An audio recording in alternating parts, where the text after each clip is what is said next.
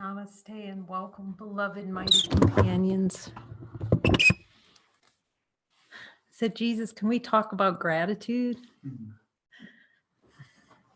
Gratitude for mighty companions.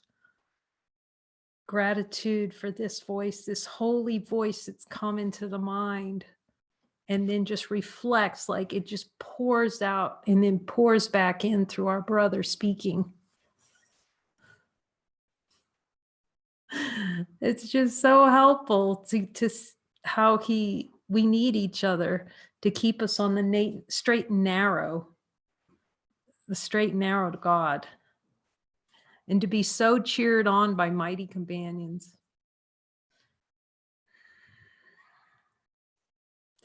I joined with Dyra today, and Jesus has given us another little assignment to collaborate on, of many. And she's talking about how she really wanted a talk on holy relationship. And Jesus said, that's coming. And if Dyra, you can correct me if I didn't hear this correctly. And that night, like I'm really 2 minutes before the light circle started, not even like I'm texting her going, yep, we're looking at the chapter on holy relationship. I didn't even know until the last that we were doing holy relationship, and you just see how we just lay heaven. Those little guideposts, we become the little guideposts for each other. That we're always holy and complete.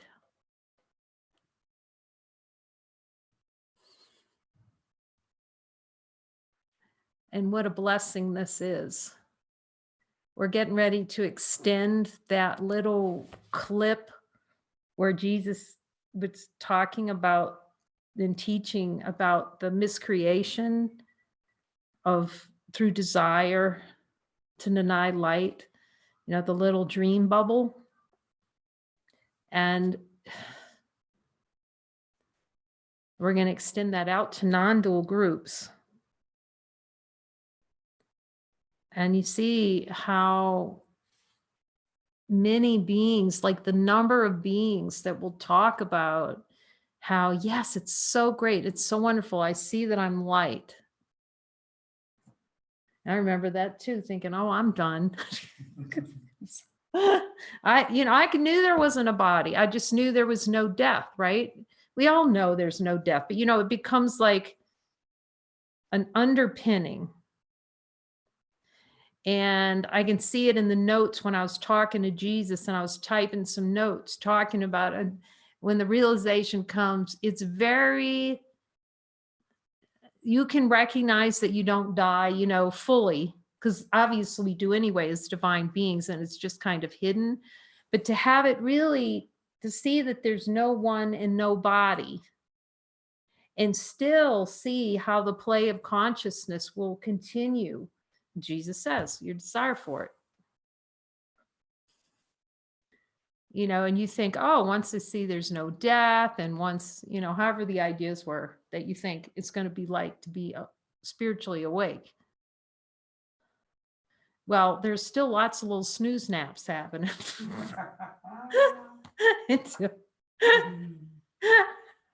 And how helpful it is, even though when you feel like you really want to run, to stand into that with your mighties. Like David would say that, like right when you're about to have a breakthrough, you give the mighties the boot.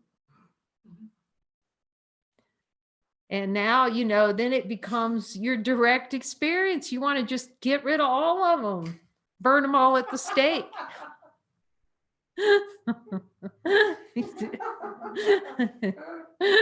But then you're on to something. Do you see? But usually we would, in the play of consciousness, I feel like I want to run, and then we run instead of look. And Jesus just goes, well, just look at the running and see if anything happens to you first before, it's like a spring. Tony Robbins would go like this. It's a reflex. It's conditioning. It's a conditioned response. Pavlov's dog. What a great experiment. Pavlov's dog. It's the whole universe in Pavlov's dogs. Oh, it's been so long. Basically, Pavlov's dog was learning about conditioned responses. How he would feed a dog, ring a bell. If I remember this, like I said, this is all. And after a while, he didn't have to feed the dog. He just rang the bell and the dog would salivate. So and that's exactly the plane consciousness. We have these internal, we make an external bell to ring. You can ask the light that. Did I make a little outside bell to ring and so I can be like a little puppy looking? We don't even know where this identification is at anymore. You know, it was just a play in consciousness to get conditioned. And then it builds up over time because we don't look at it. And we're nonstop.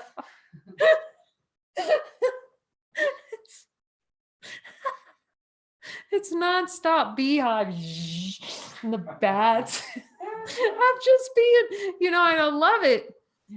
In satsang, it was so helpful. Bless my brothers who would go up there and say, Jesus, Jesus. It's talking to Mooji. It's like talking to Jesus. And they go, Guruji, it's just like, I can see there's nothing here, but my mind, I'm getting attacked by my mind. And Mooji just has one thing. Who are you?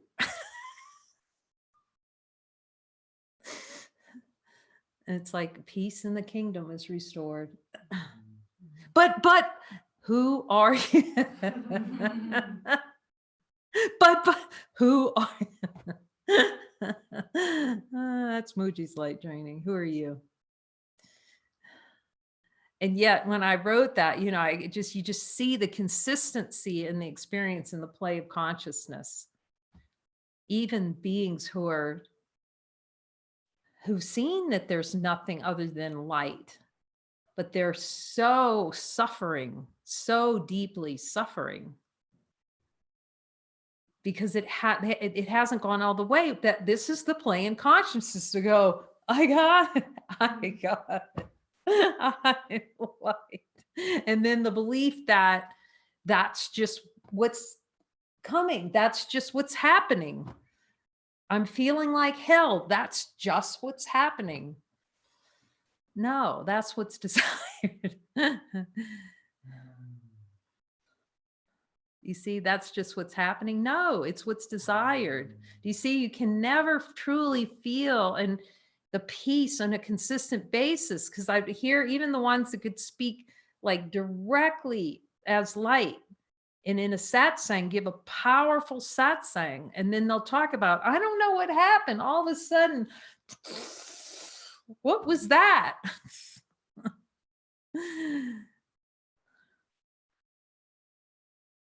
Or they're just engaging on all these habits, mind habits. It's not to judge it. It's just to see that without this direct looking, it desires and clear them from the subconscious mind, you're going to have all kinds of little frogs jumping out.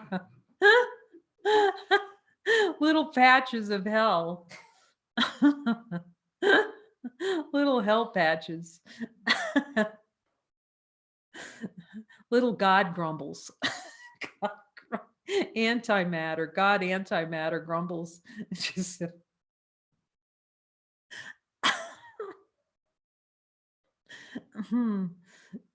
and what a blessing it is that he's made it really so simple. I mean, the course seems really complicated on one hand, because I mean, you could just go to an Advaita and sit in there and just listen and you're awake. No, not likely. It can happen. It's not like it can happen because we're divine beings and suddenly you can just say, I'm done. We have Ramana, but even Ramana, there is still things that in the purification and clearing out the old for the new currency, as Mooji calls it. You're getting used to the new currency. And meanwhile, the ego is going to interpret everything. because its function is interpretation of spiritual awakening. It's got its own little spiritual awakening closet. You can ask Jesus, does the ego have its own little spiritual awakening closet?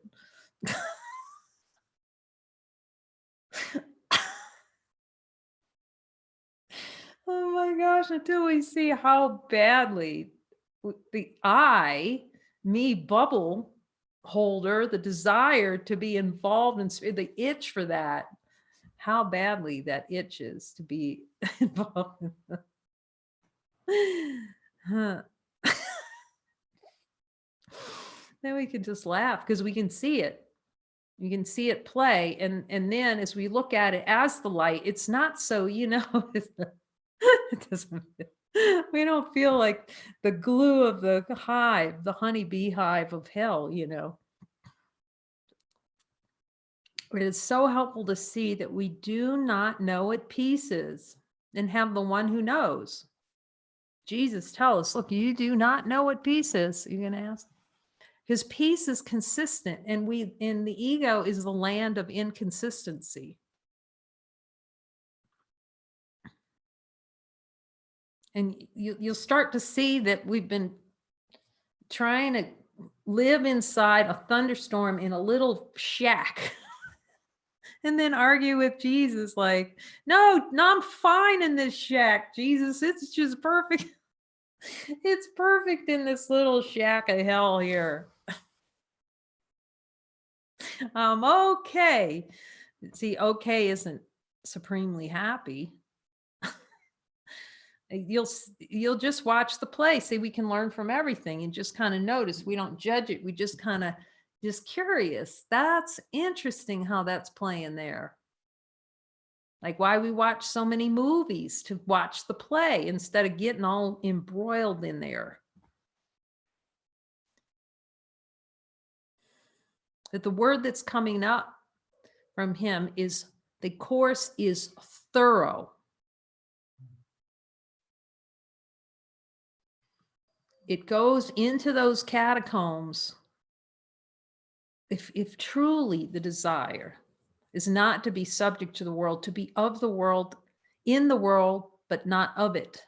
If that's truly the call of the heart, choiceless awareness,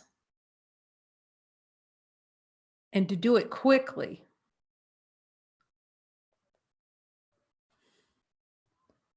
Because you could just see in the play of conscious, the beings that say, I can tell there's nothing here. It's just empty. It's vast. But then they'll be involved in suffering, or they'll be involved in trying to change people, or they'll still be involved in wanting to, why can't we be involved in the world? There's still like a grip in consciousness to be involved in the play.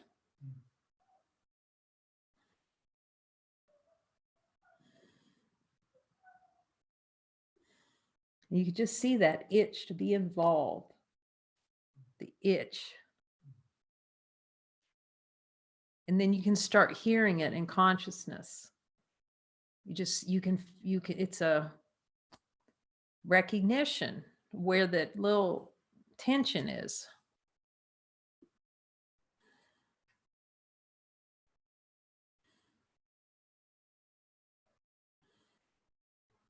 The little grip of death. That was so humbling to see and just know there's no death, and even know that it's impossible to know what a body is. Just go, I not even know what that is, and still watch the conditioning play.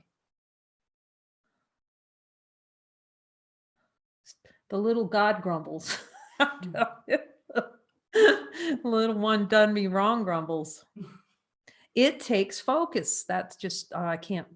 It takes really focus and commitment to ourselves as divine beings, and full on. That is if peace is the one goal. And for some, it just totally takes, I'm going to get clear on this totally. For most, it takes completely stepping out of the world.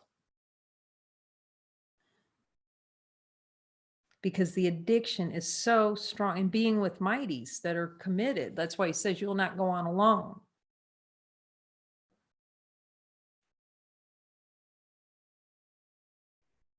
Because there's so many, it's legions of distractions, and we don't even see that we're distracted until we start following so directly.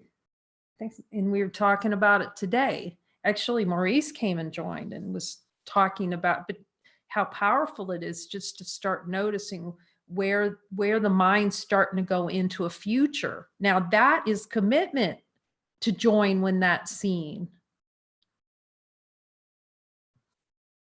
I was in community. I think I said this. It's just the play, we're innocent. We don't see it till we see it. And I was looking at pictures of planning out a little design for that little cabin, that little one-room cabin I was going to put up at my brother's house.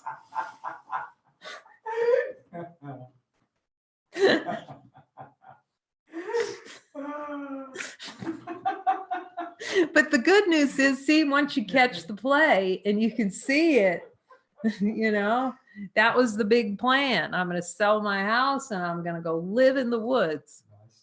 Nice try. Nice try. Maurice says, nice try. Nice wish. That would have been wish fulfillment.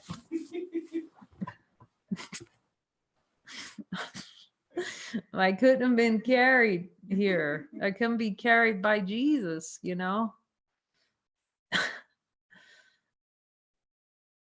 going to do all kinds of things the eye doesn't want to do. That's a promise. That's not a good advertisement. It's not a good advertisement, but it's the only way. I know, and Ajasanti would say that too. I'm sure David would say it too, and Kirsten, and oh, I know it there because I was in Living Miracles. You can see it. You're always doing stuff the eye doesn't want you to do in those environments, because it's the only way to see beyond identity. Otherwise, we're in the reflex of the dream. We're just diving deeper into that bubble. You know how it heads toward the middle? It's such a great diagram because it just shows how desire pours to hide inward like that. So you have to dissolve at the level of desires and let the light come shining in. That's a way of speaking, but it's helpful.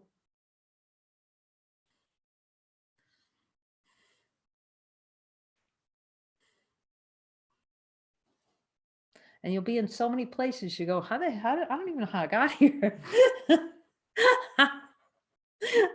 You'll look over, how did I get here? All of a sudden you're somewhere, you think you planned out the whole thing. And then you realize, no, Jesus did it. Like I said, I was at Muji one night, I was meditating in the middle of a retreat, and it's like, and all this stuff was coming up and everything. You're supposed to be silent. And I just started talking to myself.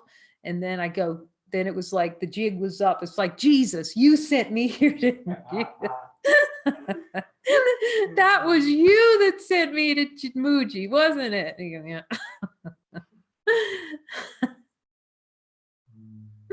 Oh my God, living in a tent.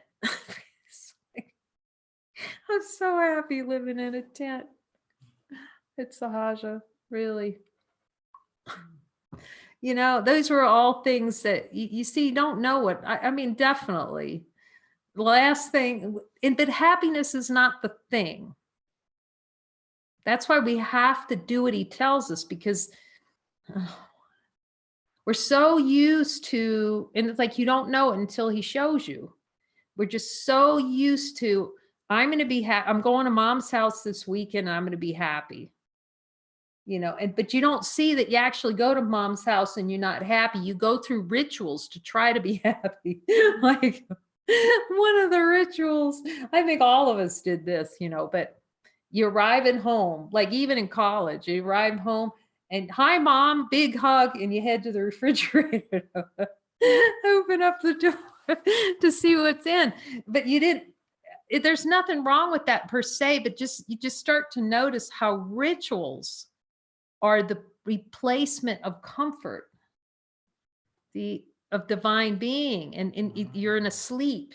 You're trying to fulfill through the dream. Happiness was whatever mom made that week, or, oh, I've got to get home and I'll be so happy and I'll be comforted because mom's going to make that comfort food. No, you're comforted because you're divine light right now. And so when you start doing things that you don't want to do, it's like it smacks you awake. I can't explain. It does. It pops you awake because the ego can't run down. The ego's like a little train track of comfort going down and just chugging along and going through all the habits. Look how many habits you have, it's habituated thinking, which then springs out habituated behavior. And you live in your habituated town and never leave, bless the beings where I grew up, but they just don't leave.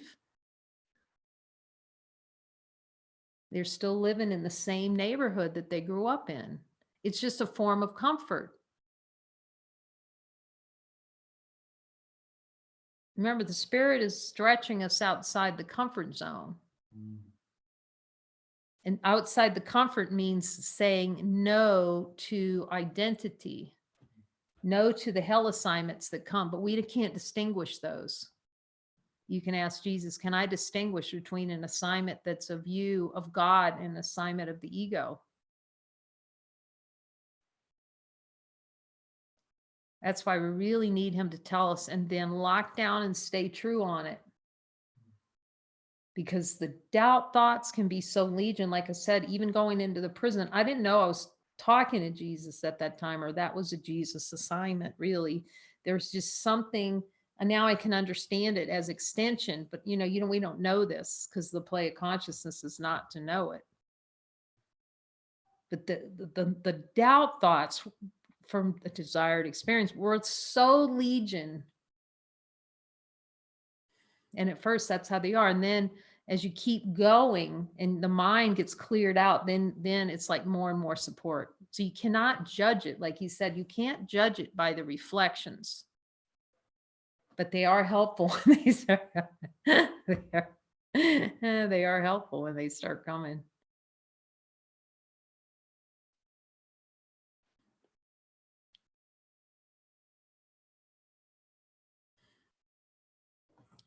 But again, without just, we just have to be in there with these things. Like you say, going into prison, because there's so many reflections of, oh my God, you're gonna, and it even, some guy contacted me after he left prison.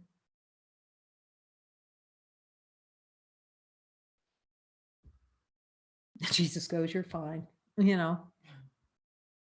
But, those beings going, oh, and aren't they going to rub off on you? And aren't you going to be swept into that? And aren't you going to be, whatever, however those doubt thoughts appear, when it was the holiest place on earth for me to be in.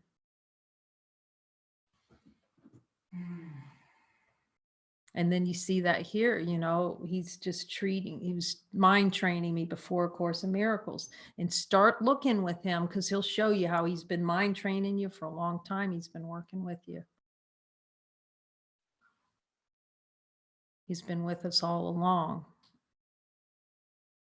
It's just an idea that he hasn't.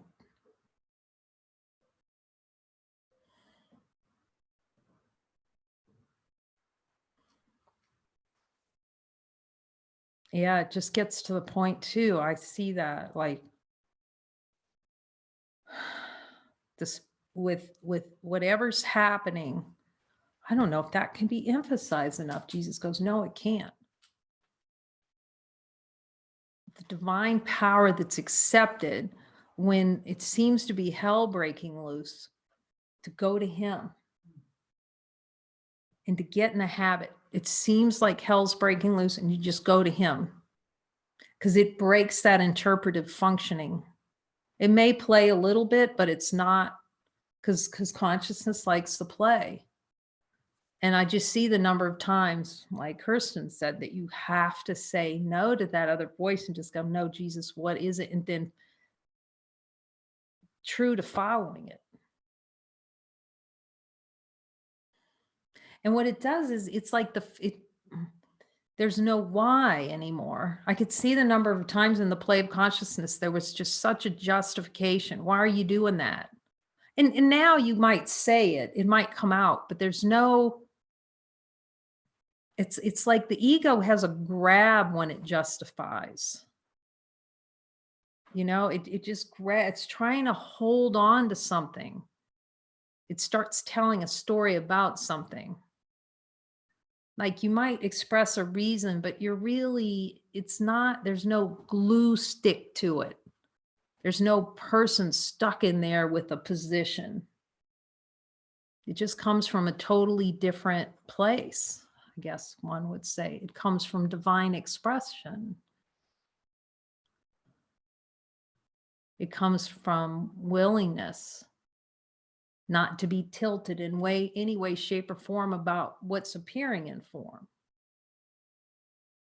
And then we're at peace because we're not tilted by our own. We're not making a miscreation and allowing it to bash us around like waves, like we're being tossed on the shore, like a piece of driftwood being banged by the shore. Because that's how consciousness, that's the experience consciousness wants to have, it to get the waves pounding on it. And then go, what happened? But a couple of good, you know, the divine power comes in and you can see the beings here. You know, even though there's sometimes it seems like, you know, again, your hair's on fire. You want to run and whatever, but the power of standing into that, you won't forget it.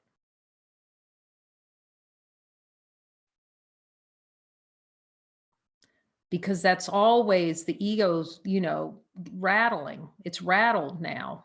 We're starting to get the dust bunnies and all the bats coming out. And it's like it's like Batman. You stand in that bat cave and you let those bats fly and you just stand into it. Like Muji says, take your true position, which is light. I love that. Thank you, Muji, for that. Because it was a great reminder. And as I've said, it was so purposeful for me to go to Muji because he was speaking the language that I knew that Jesus was talking to me about. He kept talking light. All I could hear was light, light, light, light, light, light, light. And here's Muji going, you are the light. You know, it was just like light, light, light, light, light. You are the light, and start with the power of light.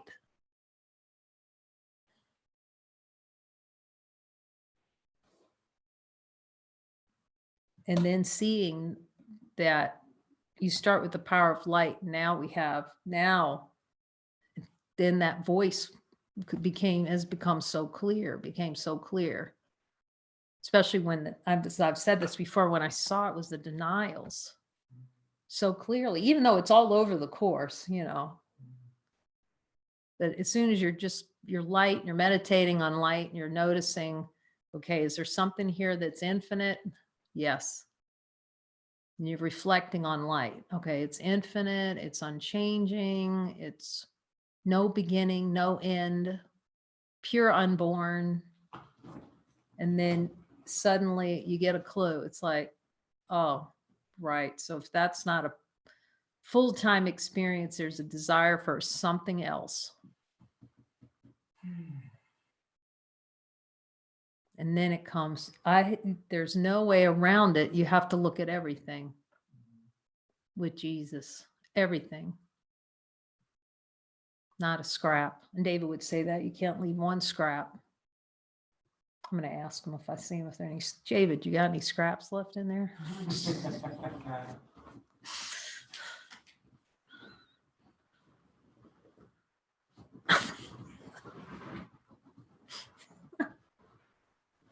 Just for fun.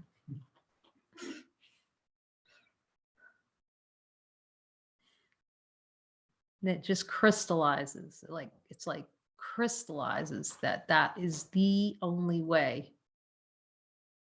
and that he is giving the fastest way and the most sure way. Because he's showing us where the bones are buried through our brother, because we like to put this, we like to, you know, kill our brother off, with symbol of killing God off. So he takes the most potent symbol that exists of the desire to kill God, which sits next to us.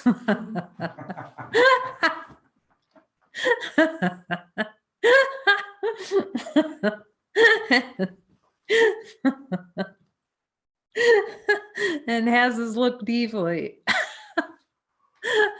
But we don't even see a lot of times how, you know, because like, again, I'm driving into prison thinking, you know, going into those coaching sessions thinking, boy, this is, how do I talk to somebody about killing somebody? There was no, you know, it was so mind blowing that one body would kill another. I just didn't have a clue, because the desire that it's a thought, and that I was killing myself every day. I mean, killing the light out of awareness every day. But it was a stepping stone to look at the beliefs that about killing bodies. You know, it's a helpful one. But we can't be free until we see it's all the same. That whether, you know, you take an axe or that, or it's all killing God out of awareness.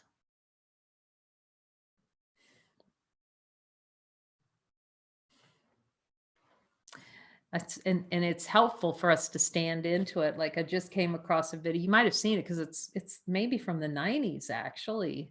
Might be quite old. Maybe, you know, I don't know. It seems like it's more than 10 years old, where there's a guy in court and he's standing up, and his brother had been killed, and they're sentencing. It's sentencing the guy who had killed his brother.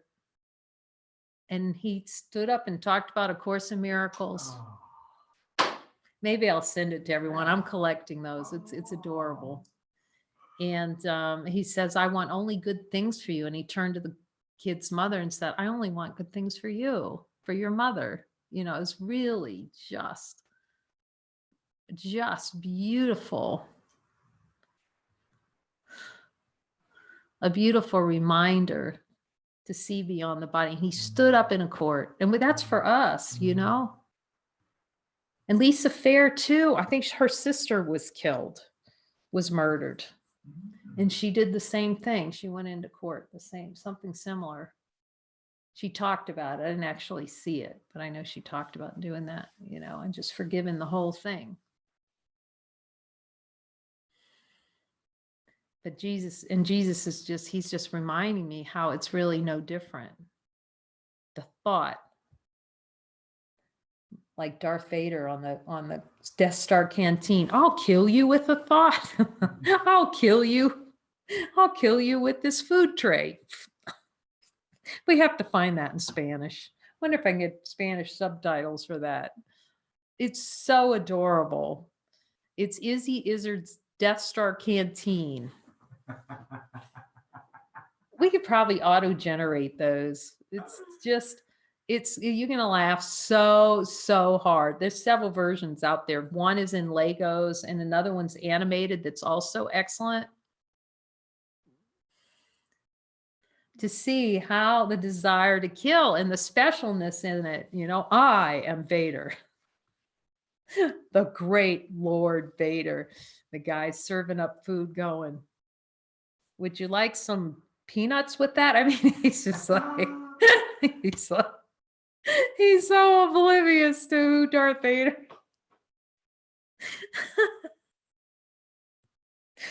Oh my gosh. So we could just laugh at this now.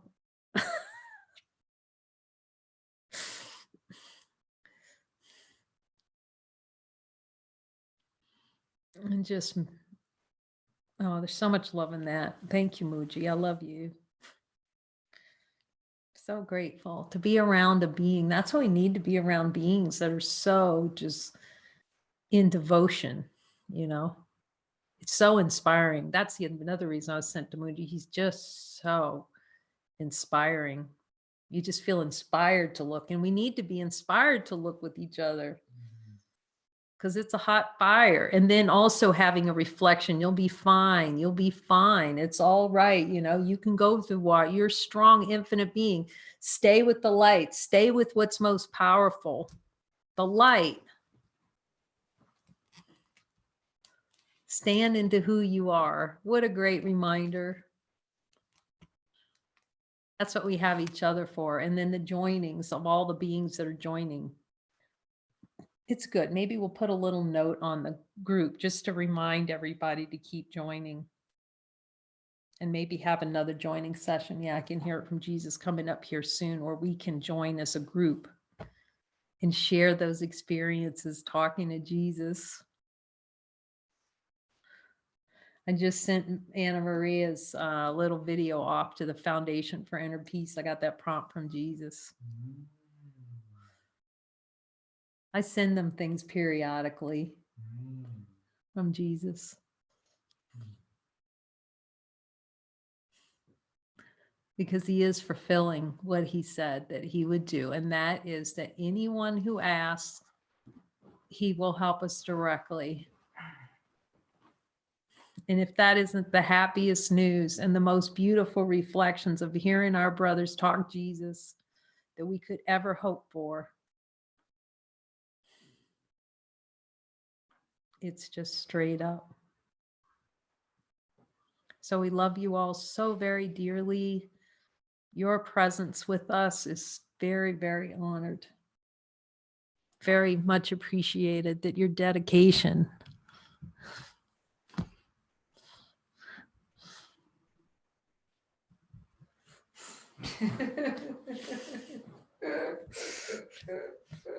Love you always.